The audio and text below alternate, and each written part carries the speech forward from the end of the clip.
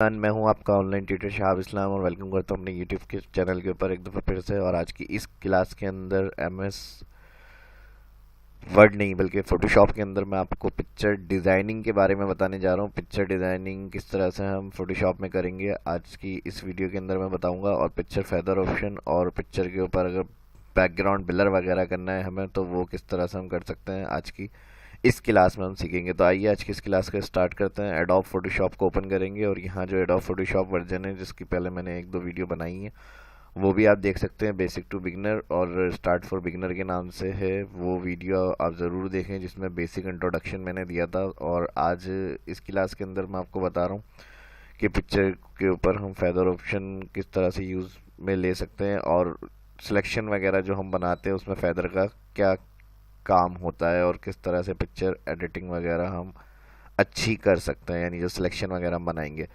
तो वर्जन पहली बात मैं बता दूं, जो यहाँ मेरे पास है एडोब फोटोशॉप CS6 वर्जन है। आप CC हो गया या फिर CS5 वगैरह के ऊपर भी ये काम आसानी से कर सकते हैं। सबसे पहले ये इंट्रो मैंने पिछले बताया था वीडियो में आपको कि ये ऊपर सब ऑप्शंस वगैरह मेन्यू आ रहे हैं, राइट, ये पैनल वगैरह आ रहे हैं, कलर वगैरह स्विचेस कहलाते हैं और ये टूल्स दिए मैं पिक्चर ओपन करने के लिए जो एरिया आ रहा है इस पर डबल क्लिक करेंगे तो आप यहाँ पर जो पिक्चर आपके कंप्यूटर में जहाँ आपने सेव की हुई है वो लोकेट करके ओपन करें। मेरे पास यहाँ पर कुछ इमेजेस डी ड्राइव्स के अंदर है, यहाँ से मैं क्लिक से इसको ओपन कर रहा हूँ। ये वाली इमेज ओपन कर लेते हैं। आपकी जो भी पिक्चर जिस पर आपको काम करना है वो पिक्चर आप जिसके ऊपर एडिटिंग करना चाह रहे हैं तो वो ओपन करेंगे। तो सबसे पहले यहाँ पर देखें जो टूल्स दिए हुए हैं लेफ्ट साइड पे, यहाँ मूव और इसी तरह रेक्टेंगल मार्क्यू, पॉलीगोनल मार्क्यू, ये दो टूल रेक्टेंगल और पॉलीगोनल सिलेक्शन के लिए होते हैं। अगर आप इसके कॉर्नर पे देखेंगे तो कुछ क्रॉस सा कलर बना हुआ आ रहा है इसके अंदर, मतलब और टूल्स दिए हुए, क्लिक करके रखेंगे तो यहाँ एक विंडो अलग से ओपन हो जाएगी इन टूल्स की। इसके अंदर lasso, lasso, polygonal lasso, magnetic lasso tool दिया हुआ है 3। तो ये सभी टूल सिलेक्शन के लिए होते हैं और ज़्यादातर जो नॉर्मल इनिशियल यानी जो स्टार्ट से सीख रहे हैं फोटोशॉप तो वो सिलेक्शन के लिए जो इजी सिलेक्शन बन सकती है वो पॉलीगोनल लासो टूल से बना सकते हैं। बाकी लासो, पॉलीगोनल, मैग्नेटिक तीनों सिलेक्शन, रेक्टेंगल वगैरह इनके अलग से वीडियो बनाएंगे, उसके अंदर मैं आपको समझाऊंगा कि किस तरह से इन सब टूल्स का यूज़ कर सकते हैं हम एक्सेल में। तो वीडियो टूल्स की जो सीरीज़ होगी इंशाल्लाह उसमें फोटोशॉप के अंदर ही कवर करेंगे। तो आज पॉलीगोनल फ़िलहाल मैं सिलेक्ट कर रहा हूँ। पॉलीगोनल सेलेक्ट करने के बाद अब जैसे मुझे ब्लर बैकग्राउंड करना है तो लाजमी सी बात है ब्लर बैकग्राउंड करने के लिए आप सिलेक्शन बनाएंगे पहले तो कि क्या पार्ट आपको रखना है और क्या पार्ट आप चाह रहे हैं ब्लर में बना हुआ है। तो मैंने सिलेक्शन टूल सेलेक्ट करा पॉलीगॉन और यहाँ से ये जो कैरेक्टर है हमारे पास इन दोनों की सिलेक्शन बना रहा हूँ। और सिलेक्शन पॉलीगॉन इजी टूल इसलिए होता है, मैंने क्या बताया आपको स्टार्ट सीखने वालों के लिए, कि इसमें सिंपल क्लिक से आप जितनी सिलेक्शन बनानी है वो आप यहाँ से क्लिक क्लिक क्लिक करते हुए माउस को ओवर साइड से सिलेक्ट करते हुए लेकर आएँ और जितनी एरिया में सिलेक्शन बनानी है वो एरिया आप क्लिक क्लिक करके सिलेक्ट करें। अगर जैसे गलत हो गया, बाहर चला गया आपकी सिलेक्शन या क्लिक, तो आप बैक स्पेस कर सकते हैं कीबोर्ड से। नेक्स्ट देखिए मैं यहाँ से इसको सिलेक्ट कर रहा हूँ। और ब्लर अगर बैकग्राउंड करना है तो इसमें ज़रूरी नहीं है कि आप बिल्कुल फिनिशिंग करके सिलेक्शन बनाएं, तो आप इसमें जल्दी जल्दी भी इस तरह से भी सिलेक्शन कर सकते हैं, लेकिन ज़्यादा आउट भी ना करें। बैक स्पेस कर रहा हूँ मैं दोबारा से। और अगर जूम करके करते हैं सिलेक्शन का काम ये तो इसमें इतना इम्पोर्टेंट सिलेक्शन नहीं बनानी है हमें, लेकिन अगर हमें क्लियर बिल्कुल सिलेक्शन बनानी होती है तो फिर हम कंट्रोल प्लस पे क्लिक करके पिक्चर के उस पार्ट को जूम करते हैं ताकि सिलेक्शन हमारी अच्छी बने। और जितनी अच्छी सिलेक्शन बनती है तो उसी हिसाब से उतनी ही अच्छी आपकी पिक्चर पर एडिटिंग भी होती है। तो फिलहाल मैं यहाँ सिंपल ही बना रहा हूँ क्योंकि मुझे बैकग्राउंड ब्लर करना है। तो यहाँ मैंने क्या किया, सिलेक्शन बनाई, कंट्रोल 0 कर रहा हूँ, ऑटो फिट हो जाएगा स्क्रीन के हिसाब से। उसके बाद अब बैकग्राउंड पे मुझे काम करना है। अगर अभी मैं कुछ काम करता हूँ तो यहाँ पर क्या होगा, जो सिलेक्शन बनी हुई है उसके अंदर यानी जिस जगह की या जिस पार्ट की हमने पिक्चर पर सिलेक्शन बनाई हुई होगी उस जगह पे वो काम होगा। तो मुझे ब्लर बैकग्राउंड करना है तो मैं क्या करूँगा, पहले सिलेक्शन बनाऊँगा। अब सिलेक्शन में चाह रहा हूँ इसके अपोजिट साइड का जो एरिया है वो उसके ऊपर अप्लाई हो, जो भी फिल्टर वगैरह है मैं ऑप्शन यूज़ करूँ। तो इसके लिए सिलेक्ट में जाएंगे इन्वर्स।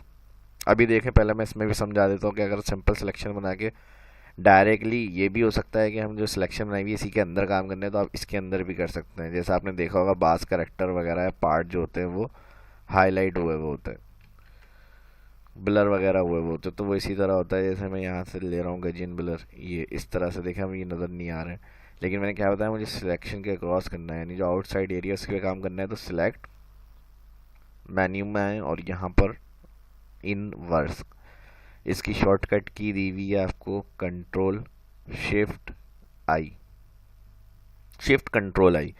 तो अभी जो सिलेक्शन बनाने के बाद कंप्लीट हो जाएगी एक जगह से, जहाँ से स्टार्ट करी थी उसी, देखें सिलेक्शन बनाने के लिए क्या किया था, जिस जगह से स्टार्ट करी थी उसी जगह से पूरी सिलेक्शन बनाते हुए लाया और उस जगह से मिला दिया हमने। तो ये सिलेक्शन चलती हुई नज़र आएगी। अब आप जो काम कर रहे हैं वो इस सिलेक्शन में होगा, लेकिन मैं क्या कह रहा हूँ, इसके आउटसाइड पार्ट के ऊपर हमें काम करना है। तो इसके लिए फिर हम क्या करेंगे, सिलेक्ट में जाएंगे और इनवर्स। अब जब मैंने फ़िल्टर का ऑप्शन बताया था वो इन पार्ट के ऊपर अप्लाई हो रहा था क्योंकि सिंपल सिलेक्शन बनी हुई थी। अब जो होगा वो आउट एरिया के ऊपर होगा। अब दोबारा ब्लर में जाएं, यहाँ पर दिया हुआ है हमें, फ़िल्टर में जाएं, फ़िल्टर में ब्लर, ब्लर में आ रहा है गजियन ब्लर।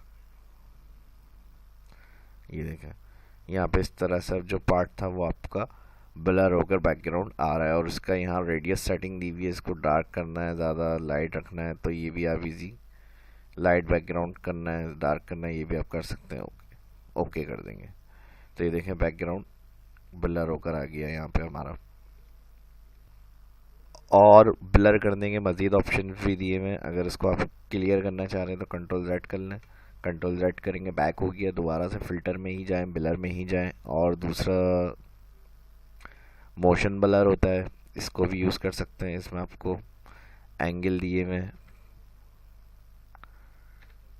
45 एंगल कर लें और यहाँ से डिस्टेंस बढ़ा दें, तो देखें ब्लर स्टाइल जो होगा इस तरह से बनकर आ जाएगा। ये भी ब्लर इफेक्ट वगैरह आप यूज़ कर सकते हैं। इसी तरह ब्लर में ही जाएंगे, अगर आप यहाँ पर रेडियल ब्लर होता है, रेडियल ब्लर में जूमिंग वगैरह के ऑप्शन अच्छे हैं, जैसे स्पिन हुआ है, जूम पे क्लिक करें यहाँ पर और यहाँ से 100% कर दें तो बैकग्राउंड इस तरह का जूमिंग इफेक्ट्स के अंदर आ जाएगा। ये भी अच्छा ऑप्शन है। जो भी ब्लर ऑप्शन आपको अपनी पिक्चर के हिसाब से बैकग्राउंड पे अच्छा लग रहा है वो आप, मैंने तरीका बता दिया किस तरह से सिलेक्शन बनाएंगे। सिलेक्शन बनाने के बाद ब्लर फिल्टर में जाके कैसे इन्वर्स करने के बाद आप अप्लाई कर सकते हैं इन सारे ऑप्शंस को। तो ये वाला मुझे ओके लग रहा है। इसको फाइनल करने के लिए मैं क्या करूँगा, ये मैंने इफेक्ट ओके किया। अब ये जो सिलेक्शन आ रही है इसको ख़त्म करना है, तो इसको ख़त्म करने के लिए हम क्या करेंगे, सिलेक्ट में जाएंगे, डी सिलेक्ट का ऑप्शन दिया हुआ है। तो इस तरह से हमारे पास क्या होगा, ये पिक्चर फाइनल होकर आ जाएगी। अब इसी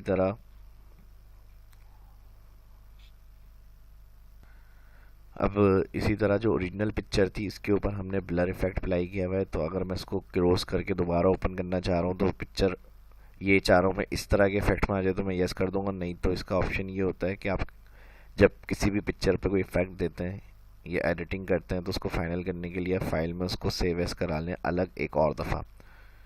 यहाँ मैं इसी पिक्चर को सेव एस कर रहा हूँ, ब्लर इफेक्ट्स, ब्लर फिल्टर कर देते हैं और सेव। अब मैं इसको यहाँ से क्रॉस कर रहा हूँ, डबल क्लिक के बाद अब मैं दोबारा इसी पिक्चर के ऊपर जाऊँगा जो मैंने फर्स्ट ओपन करी है। तो इस पिक्चर पे जो ओरिजिनल मैंने ओपन की पहले की थी इसके पे कोई फ़र्क नहीं पड़ेगा। जब भी ये बात याद रखें और जहन में बिठाएं कि जब भी हम किसी पिक्चर पे एडिटिंग करेंगे तो उसको फाइनल करने के बाद सेव एस कराएंगे अलग नाम से, और जो ओरिजिनल पिक्चर क्लोज करेंगे उसको नो कर देंगे, ताकि जो ओरिजिनल पिक्चर हो सेकंड टाइम अगर हमें कुछ और एडिटिंग करनी है उस पिक्चर पे तो वो वैसे ही आए जो ओरिजिनल कंडीशन में थी।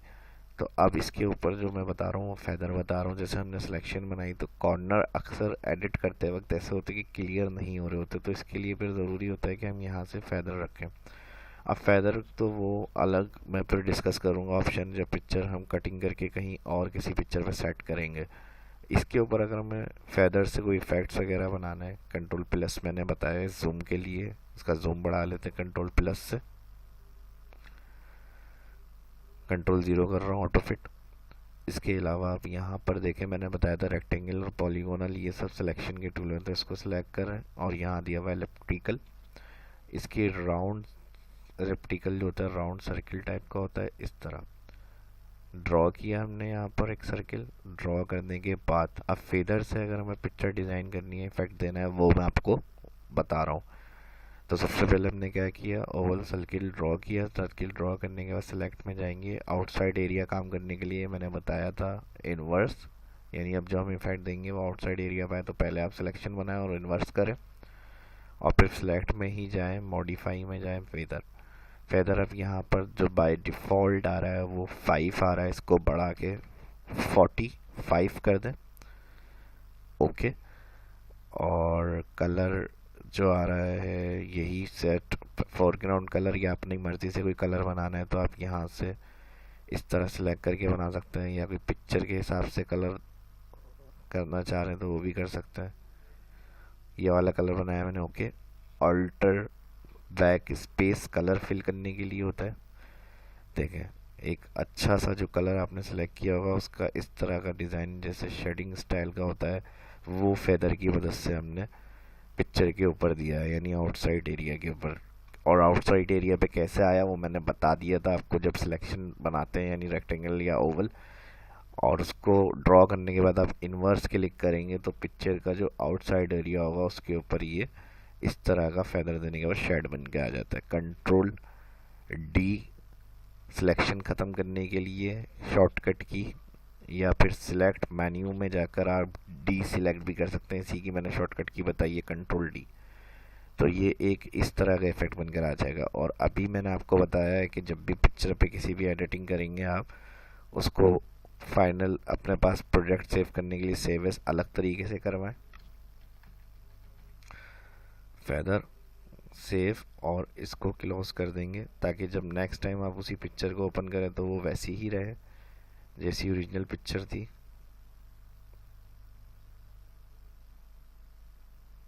ये देखें, ये वही पिक्चर हमारे पास आ गई। और इसी तरह कंट्रोल ओ ओपन कर रहा हूँ मैं। ये देखें, जो फेदर बनाया था हमारे पास वो, और इसी तरह कंट्रोल ओ शॉर्टकट की ओपन के लिए, इसी तरह जो पिलर बनाया था वो, ये सारे इफेक्ट्स हमारे पास इसके अंदर आ गए। इसी तरह अब जब ओपन कर लेंगे आप यहाँ पे तो देखें ये 1 सेकेंड और ये 30, ये सारी वर्किंग आज मैंने आपको बताई है इसके अंदर। तो उम्मीद करता हूँ ये वीडियो आपको अच्छी लगी और पसंद आई होगी। इस वीडियो की प्रैक्टिस करें और अगर कोई बात समझ में नहीं आई तो कमेंट करके पूछ सकते हैं। अपना ख्याल रखिएगा। शाह इस्लाम को इजाज़त दीजिए, मिलते हैं नेक्स्ट वीडियो में। अल्लाह हाफिज़।